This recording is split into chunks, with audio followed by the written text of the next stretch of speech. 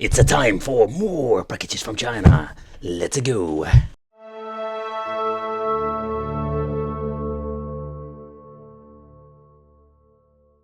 But the reason I really love these handhelds is because they look not only amazing, but also like they feel so more solid with a metal casing. They also sell it with an just on plastic fantastic case, and those are not bad at all, but just more like this little bit of a premium feeling. Anbernic is basically one of those companies that creates a lot of different handhelds. I think the other brand was GKD that also basically releases a couple of those metal versions, but you don't hear a lot from them nowadays. So what you're going to get is absolutely like a pretty cool piece of technology, but take consideration when it comes to these handhelds, you also pay a premium price. A little bit filled on here. So there we have like the ABXY button, select start is basic layout. Then we have like the D-pad itself, 2 analog sticks. At the top we're going to get micro switch shoulder buttons, and I must say the shoulder buttons already when you're going to put them on this position you can see like they have a different level. And I think that is absolutely great because when you're going to play it's so much easier than basically like use the shoulder buttons in general.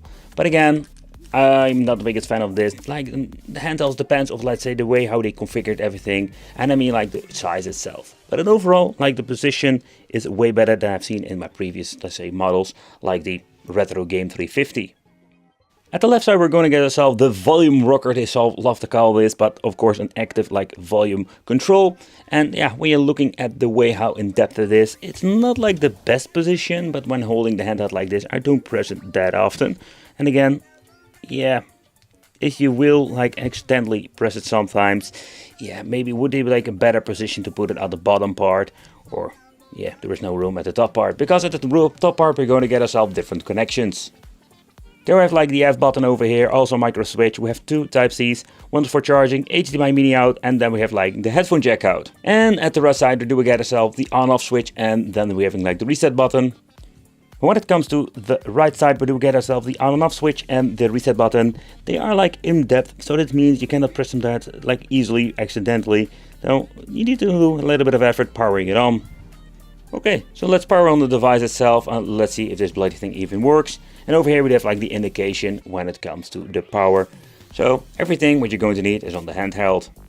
That brings us to the bottom part where we have like 2 SD cards. One is basically for the firmware and the other one is for the storage.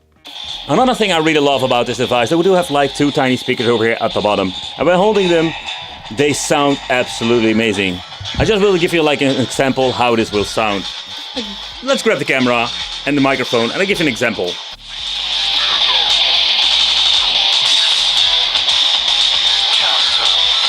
So when powering on, you do get yourself like a very fancy menu, and when it comes to compatibility, yeah, I must say like we do have like similarities when it comes to previous models of the Anbernic. I think that is, my opinion, a little bit of the problem nowadays. We do have like so many cool different form factors, so I think there is a handheld for everybody with all kinds of different displays, like resolution, stuff like that. But overall when it comes to, let's say, compatibility, there is no places to do compatibility. The thing I really love to know with this thing is like how is in general the D-pad. I think maybe you also want to know. So I must say the touch itself is absolutely great. I personally really love it. It's like this long travel D-pad. I must say, of course, the position, I'm very glad they did this. Also when holding it, if you need to use both your analog sticks, I'm just gonna be honest, I don't really like this. Most of the time I only use like basically like old school games that were used like the D-pad and the ABXY button. The ABXY button, basically what you're going to get is like your typical like button, so we're going to get with quite a long travel. I'm very curious if they're going to get sticky, because you do see some wear and tear on the side of the button, but nevertheless. So the joysticks, I just want to give you like a quick look. You can see like there is some grip at the side. I must say they are very nice. Also we do have like a click underneath. Like I mentioned before, we have the F button over here. And what I really love about it, they reconfigured this in RetroArch, that we're going to get ourselves like the quick menu. With the quick menu, we can restart the game, close content, take a screenshot, but also we can make a quick load, quick save. An option I really love, and if you want to tinker with the options, you can even do that over here. So I think it's pretty damn cool that we have like a lot of options when it comes to, let's say, this device itself. It's super easy to use.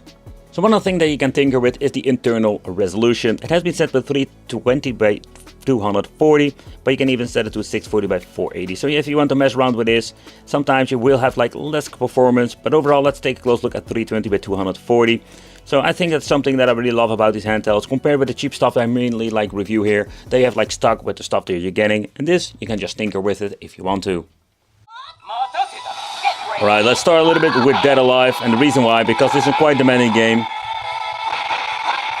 You can hear that it struggles a little bit. A little bit of a bummer. So one of the things that you can do, for example, you can implement frame skip and mess around with the option to get a little bit better performance. But let's try a different game on the same platform.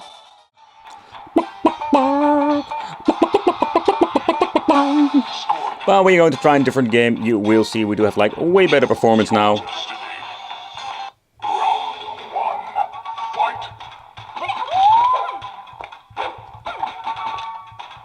Did miss the sound effect over there. Another thing you cannot hear, that is a implement with vibration, and it works pretty damn good with some emulators. Here we have the sound effect. I love that voice.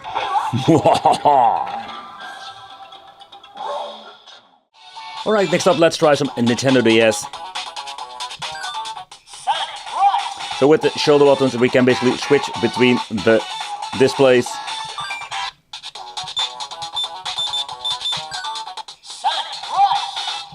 I keep bloody pressing the wrong button. Oh, that's so annoying sometimes. Gameplay. Is this the right one? Yeah, there he is.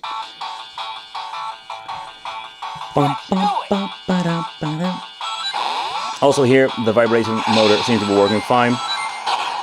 You can switch it this way. I think it's pretty damn cool. This is basically the way how you should play it. Alright, so we're gonna play it like that. But absolutely great. Let's switch between. Oh yeah, I messed it up. Oh, there we go. I need to get used to controls, but if you're going to get the hang of it, it's one of the ways to play. I'm just being honest, I'd rather play this on a normal DS.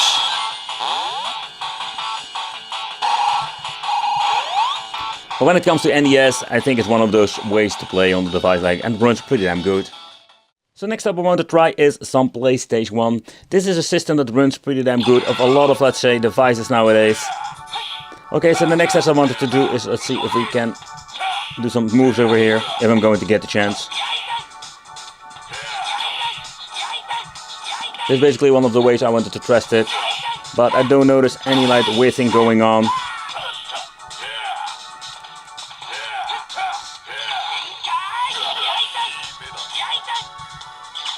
Even the supers come out very easily. So I'm just going to be honest, I love this D-pad. So it's absolutely amazing. Like, beautiful display, amazing sound, and a good D-pad. Oh yeah, I'm happy when it comes to fighting games here. Okay, so basically the benchmark for these things are like PlayStation Portable. But even do have like great performance with some games, it's going to be a little bit of a mixed performance if you ask me. But when it comes to PlayStation Portable, we also have the option to tinker with the emulator itself. Because we can just have like a lot of improvements when you're going to mess around with it. But let's first start off this game. Oh crap. And where you can see like the game's really pretty damn good. Next thing I want to do is getting into the settings. Oh, messing it up over here. So the next thing I want to check out is just to see what they enabled. So frame skip, it's still off, so it runs on the normal speed. Auto frame skip has been enabled, and we have like 1x PSP resolution, so everything seems to be looking very nice. So the next thing we're going to do is show the FPS over here. Let's continue. We can also make a quick load, quick save if you want to.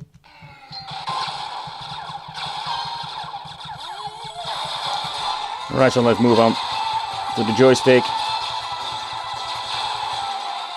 So what you can see over here, like this game runs absolutely amazing. So I just wanted to check it out and just see if we can run a different game.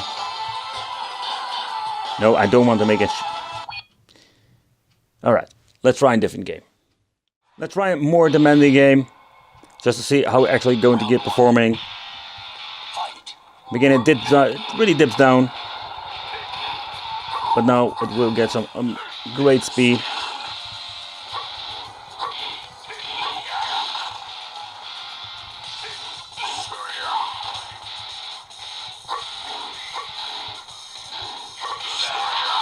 And I'm getting my ass whooped here. Yep, that's a fact. But if you want to look into God of War, stuff like that, don't really bother. Alright, so next up let's try a little bit of the all famous GoldenEye. And I must say that I am not the biggest fan of the controls in general.